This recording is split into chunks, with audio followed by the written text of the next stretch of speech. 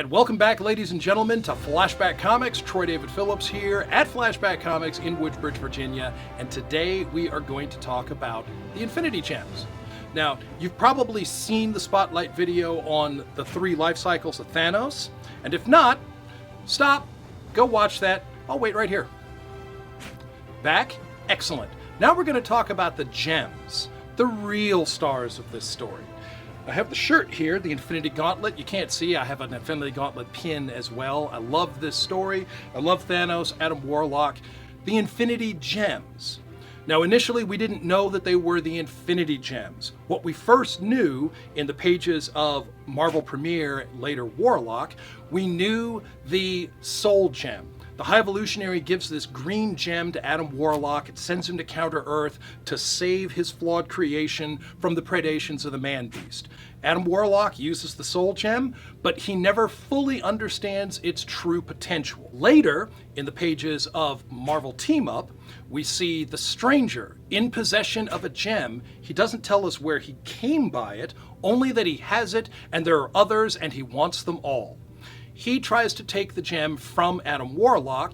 Adam Warlock is assisted by the Elder of the Universe known as the Gardener. The Gardener also has a gem. He doesn't say where he got his from, but he and Adam Warlock fight off the Stranger. Spider-Man is along for the ride. Adam Warlock takes Spider-Man back to Earth, and the Gardener leaves his gem behind because he had to use it as a weapon, and now he claims it's corrupted. Well, later, in the pages of Avengers Annual number 7, we see that Thanos is in possession of 5 of 6 of these gems. Now, he has gathered up the other 5, and in true comic book villain fashion, he exposits to the captured Avengers that he captured these gems, stole them, killed whoever was wielding them, whatever. But the one that he was afraid of was Adam Warlock's gem, the Soul Gem. Warlock's gem, in addition to its power, it possessed a vampiric sentience. It would literally drain the soul out of your body.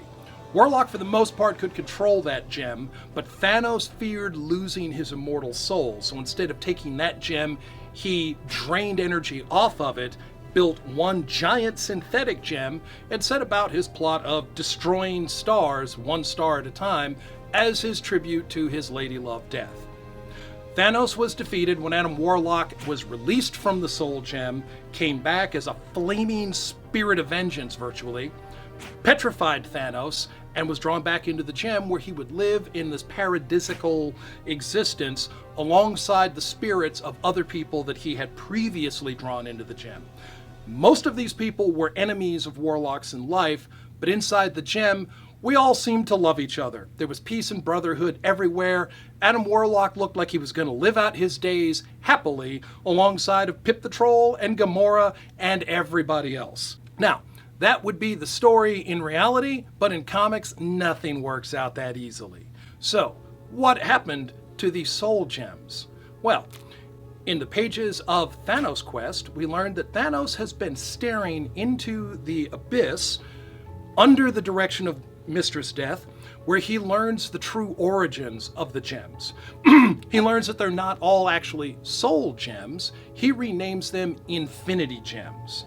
And when Death sends him on his mission to correct the great imbalance of the cosmos, Death tells Thanos that there are more beings alive now than there have ever been in history, and that creates a great imbalance.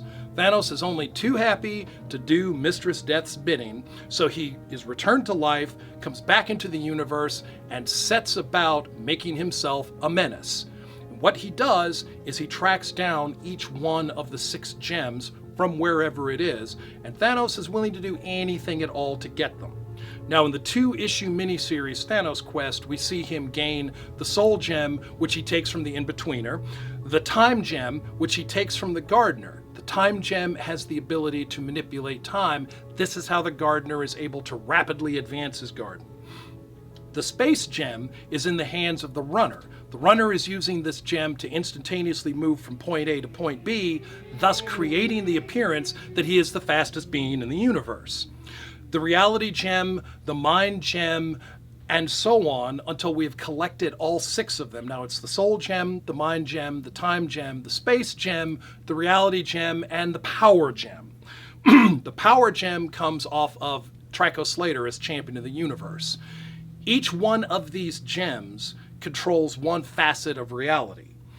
That facet of reality is backed up by the limitless power of the power gem. So once Thanos has gained all 6 gems, which he then puts on his left glove, that glove, incidentally, is just the glove to his costume. There was nothing special about the gauntlet itself.